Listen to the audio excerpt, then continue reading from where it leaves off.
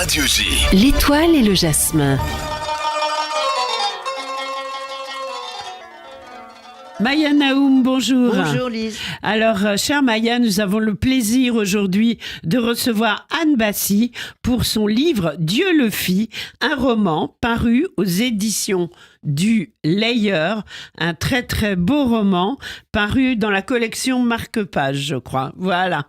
Donc Maya, je te laisse la parole. Bonjour Anne Bassi. Bonjour Maya, bonjour Lise. Bon, alors, la Bonjour. dernière fois que vous êtes venue à l'Étoile et le Jasmin, c'était dans d'autres locaux et c'était pour le silence des matrioshkas. Des matrioshkas.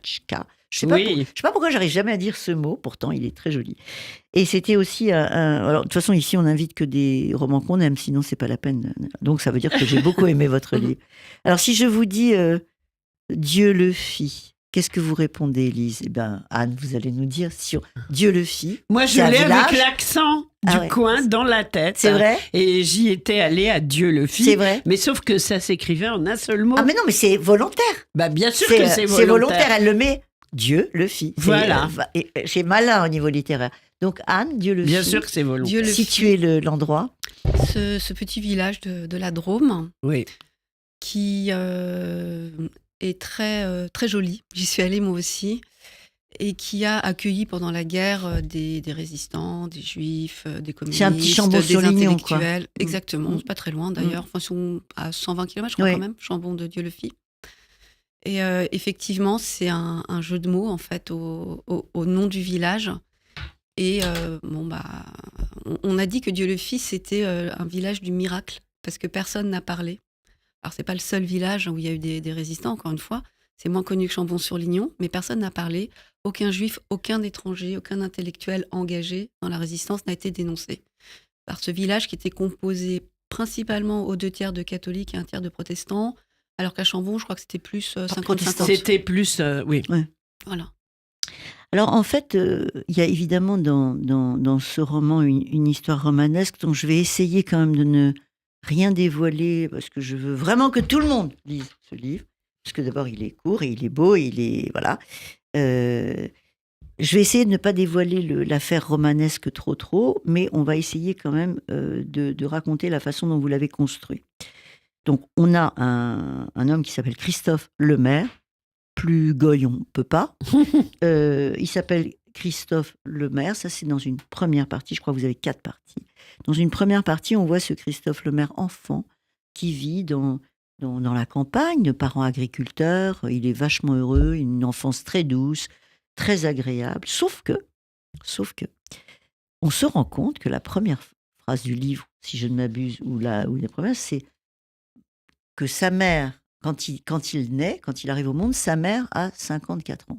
57. 57, encore pire. Waouh. Voilà, c'est tout. Et puis, si vous n'êtes pas un bon lecteur, vous lisez pas bien cette phrase, ben, vous n'allez pas vous poser des questions. Et moi, comme je suis une bonne lectrice, je me suis dit, tiens, 57, il vient de naître. Ok, puis on oublie. Et donc, ce Christophe Lemaire va grandir comme ça dans cette campagne. Et on va le voir aller à Paris, on va le voir faire des études de droit. Je rappelle que Anne Bassi est avocate Bien de sûr. premier métier.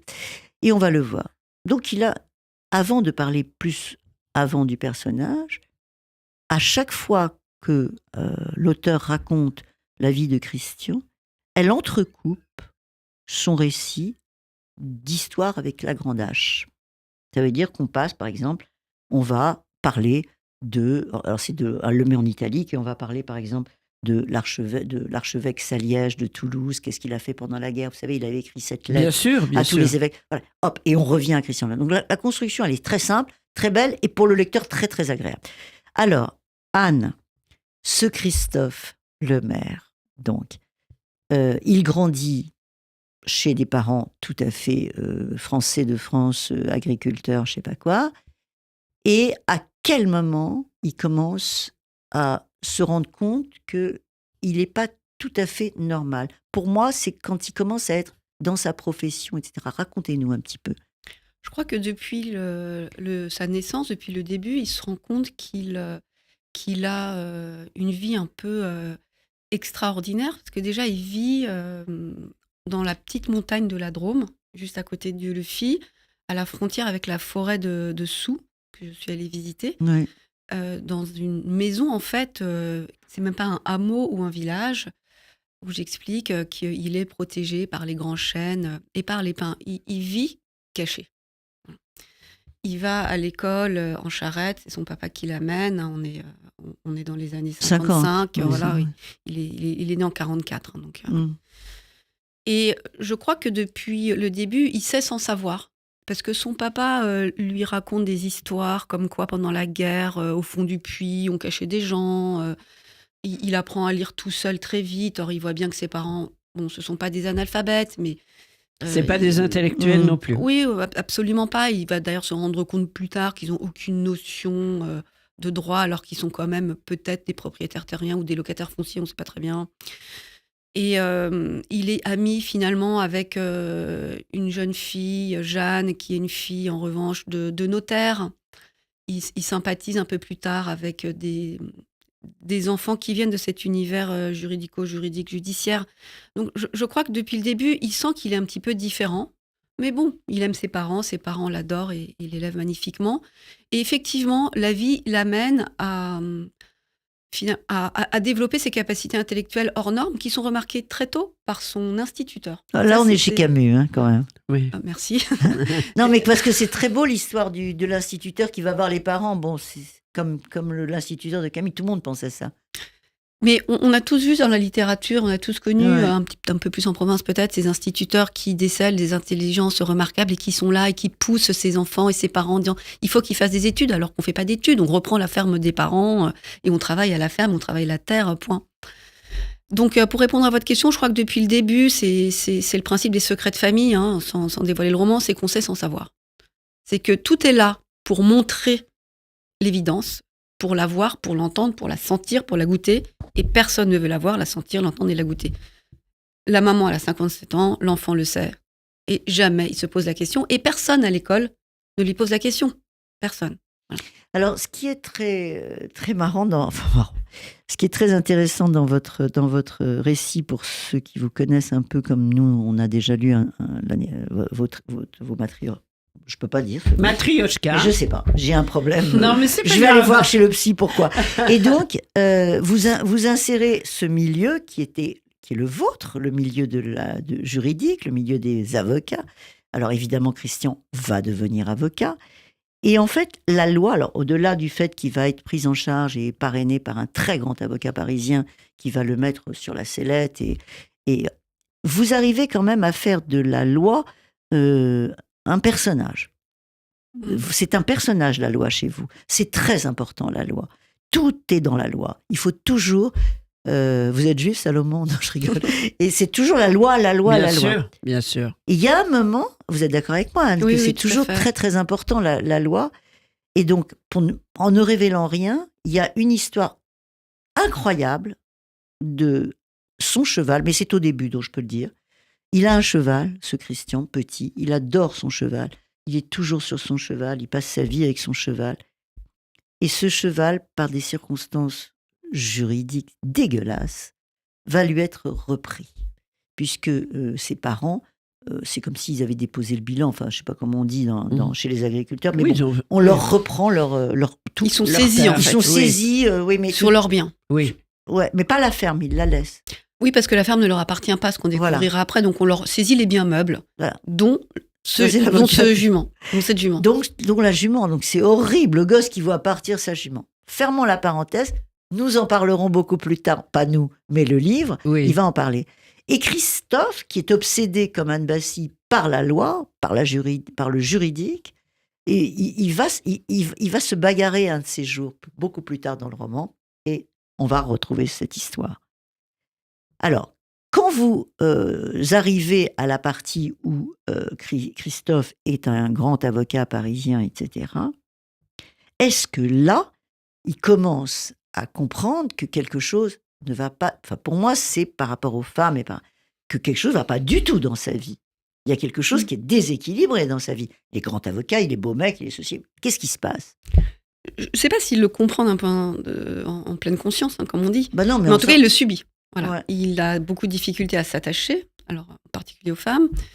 Il il est sujet à des cauchemars terribles, qui sont des cauchemars assez évocateurs, puisque ce sont des cauchemars liés aux racines, puisqu'il voit des chênes de l'arbre, qui plongent ses racines, qui l'entraînent parfois. Donc, c'est des cauchemars assez connus dans l'univers de la thérapie, qui vous rappellent qu'il faut retrouver vos origines, en réalité. Et pour rebondir sur ce que vous disiez, c'est vrai que la loi est très importante, la loi juridique, la loi juive, d'une certaine manière, donc le père. Et il y a un triptyque, au-delà de la loi, il y a un triptyque droit, justice, morale. C'est ça. Qui est un triptyque infernal pour les avocats, mais pour toute personne humaine. Et comme on est dans une période qui commence en 42 et qui se termine dans les années 80, évidemment que la période de la guerre, c'est une période plus que tourmentée d'un point de vue du droit, du point de vue de la morale et puis du point de vue de la justice. Et il y a quand même une justice en l'espèce. Il y a une morale humaine, il y a une morale chrétienne, comme le dit Saliège. Il y a une justice, il y a une forme de justice divine et il y a une justice humaine, matérielle. Voilà. Donc je crois que Christophe ne le comprend jamais, puisque c'est le principe du déni dans les secrets de famille qu'on ne veut pas voir. Mais en revanche, et c'est aussi ce que j'avais essayé de dire dans le séance des Matrioshkas, les secrets de famille, ils reviennent toujours. La question, c'est quand et comment.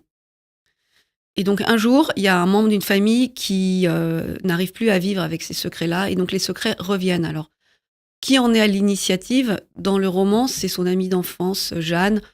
C'est presque plus Ferdinand, un autre ami d'enfance, qui l'amène à retrouver Jeanne, qui, par mégarde, va commettre une erreur en droit, de lui transmettre une information, je tairai, qu'elle n'a pas le droit de transmettre. Mais qu'elle transmet. Pourquoi? Parce qu'elle retrouve son ami d'enfance et qu'elle est très heureuse de l'aider, puisque lui cherche un document important pour simplement racheter les parts de la société dans laquelle il est pour s'associer. Et cette maladresse va l'amener à comprendre, en fait, ce premier secret de famille. Il y a 2 secrets.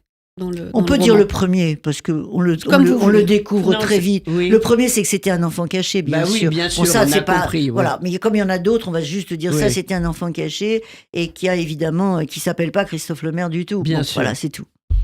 Voilà, c'est un enfant caché, c'est pour ça que c'est un livre en hommage au juste. Bien sûr. Donc il est adopté... Alors là aussi, le droit est très important, puisque vous découvrirez dans le livre que cette adoption, qui est faite avant la loi de 66, qui est la grande loi qui change le régime de l'adoption plénière, il est adopté grâce à de l'humanité des juges qui vont décider qu'ils peuvent accorder cette adoption, alors qu'en droit, ils auraient pu la refuser, puisque en l'espèce, les parents n'avaient pas en droit intérêt à agir, puisque les parents biologiques étaient, on le sait aujourd'hui, déportés. Mais enfin, à l'époque, il a fallu attendre, comme vous le savez, le procès Eichmann pour que les déportés soient considérés comme morts et que donc ces enfants-là puissent être adoptables. Et là, le magistrat a considéré qu'il était dans l'intérêt de l'enfant et que c'était l'intérêt supérieur de l'enfant qui primait et qu'il devait être adopté par ces gens-là, puisque dans cet écosystème géographique, tout le monde savait que les Lemaire étaient des résistants qui avaient accueilli cet enfant et que, bien sûr, c'était dans l'intérêt de l'enfant d'être adopté. Et ça, c'est des histoires vraies. Ça a existé. Voilà. Bien sûr. Et alors, sans vouloir être indiscrète, il y a un lien avec votre propre histoire? À part le côté juridique, vous êtes avocate, évidemment, et vous êtes passionnée. Il y a quelques liens. Ma mère est née à Dieu-le-Fils, en 1944. Voilà. Et le roman, il parle également du sauvetage des enfants juifs du camp de Vénissieux, donc cette fameuse nuit de Vénissieux du 29 au 30 août. Et donc mon grand-père, Charles Ederman, dont on a déjà parlé, a été... mais vous pouvez rappeler qui est votre grand-père? Donc Charles Ederman a été un avocat sénateur pendant très 18 connu, ans, très connu, communiste. Je l'avais rencontré, voilà. Ouais. Avocat, juif bien que communiste, communiste bien que juif, comme disent certains, et résistant, parmi d'autres, à Dieu-le-Fils notamment, enfin dans la zone sud de Lyon. Et donc, il a été un des acteurs du sauvetage des enfants de Vénissieux. Enfants qu'il a retrouvés ensuite, donc moi j'ai pu connaître également. Donc je connais bien ce sauvetage, j'en ai entendu parler toute ma vie. par lui, par ma grand-mère, par tous les autres acteurs, que ce soit Lozé, la CIMAD, les EI. Enfin, je veux citer personne parce que j'ai peur d'en oublier certains. Tous ceux qui ont œuvré pour ce sauvetage des enfants de On avait Vénissieux. reçu d'ailleurs cette... Valérie Porteret. Ouais, elle était venue, Voilà. vous n'aurez pas les enfants. Vous n'aurez pas les C'était enfants. Très, très, Voilà, très fort, ce qu'elle avait exactement. écrit. Et Oui. donc, j'ai lu évidemment tous ses livres, je la connais Oui. très bien, Valérie. Oui. Il y a également Bernard Delpal, qui malheureusement est décédé récemment, qui est un historien qui a consacré beaucoup de ses recherches à Dieu le Fit, qui a Oui. écrit un livre qui s'appelle À Dieu le Fit, nul n'est étranger, D'accord. qu'on trouve difficilement, je vous préviens. Oui. Donc à la question de Tout Lise, ça a oui. fait que ça a été un thème voilà, d'inspiration Voilà. pour vous, exactement. étant donné les connaissances que vous avez, Que j'avais. entre guillemets, du J'avais. terrain. Et Ouais. moi, ce qui m'intéresse en particulier, c'est les secrets de famille, comme vous le savez, Oui. Maya, et c'est comment un enfant construit son identité quand il a été caché, quand on lui a tué sa véritable identité, qu'un jour il l'apprend. Et on le sait, qu'il y a beaucoup, enfin, en tout cas, il y a des juifs qui ont appris tard, c'est 40 ans, 50 ans, 60 ans, que en fait, ils avaient été adoptés, qu'ils étaient juifs, alors qu'ils ont pensé de catholiques, protestants. Qu'est-ce qui se passe à ce moment-là? Et encore une fois, comment ce secret se transmet, pourquoi un jour il se révèle. C'est ça aussi qui m'intéressait, j'ai essayé de montrer comment ce Christophe, il est finalement taraudé par ce secret qu'il sent sans comprendre, et puis un jour, les évidences apparaissent en fait. Et quand les évidences apparaissent, toutes les évidences apparaissent, et donc il y a un deuxième secret de famille Ça, on dit qui pas. est très important, mais qui est également un secret de famille, que j'ai romancé évidemment, qui ne m'appartient pas du tout, qui n'a aucun rapport avec ma famille, mais qui existe. J'en ai connu beaucoup des histoires comme celle-ci, vraiment. Oui, parce qu'en fait, je pense que cette histoire de Dieu le Fit que vous nous proposez aux éditions Marque-Page, édition du Layeur, en fait, vous croisez évidemment on croise la grande histoire sans arrêt, on croise des personnages que tout le monde connaît, comme Marguerite Soubirant, on croise tous ces gens-là. Et en fait, c'est comme si vous nous racontiez une histoire par le tout petit bout de la lorgnette et qu'on est en même temps avec une fenêtre très ouverte sur la grande histoire. Et ça, je pense que c'est assez bien fait de votre part. Pardon, je Merci. m'exprime avec beaucoup d'humilité. Et c'est pour ça que alors évidemment, on n'a rien dit, mais la dernière partie du livre est très, très émouvante et très forte. Donc voilà, je pense qu'on peut pas... À découvrir absolument. on a Oui. donné envie là, non, Voilà. quand même. Oui. Et je crois que quand on voit ce qui s'est passé là, au Mur des Justes, au Bah mémorial, oui, bien sûr. je le répète depuis hier, je crois que c'est encore plus important, plus que jamais, de rappeler et de La promouvoir mémoire. et de défendre la mémoire des justes. Je crois que Bien sûr. malheureusement, à quoi ça sert? Mais c'est la pessimiste qui vous parle. Non, Moi, ça sert. On continue, Maya. On continue. Voilà, sinon On continue. Non, on non, ne mais ferait bien sûr, plus, bien on ne sûr. ferait plus rien. Donc c'est vrai, il faut continuer à en parler, à rappeler leur mémoire. Ils ont été courageux et c'est le moins qu'on puisse en dire. C'est Bien sûr. Anne Bassi, Dieu le Fit, un roman paru dans la collection Marque-Page des éditions du Layeur. Un très très beau livre à découvrir absolument. Anne Bassi, En merci. librairie déjà? Déjà en librairie. Oui. Merci Anne Bassi d'avoir été Merci. avec nous et quand vous le souhaitez sur Radio J. Au revoir. Au revoir. Merci Maya Naoum. Merci Elise. À bientôt. À bientôt.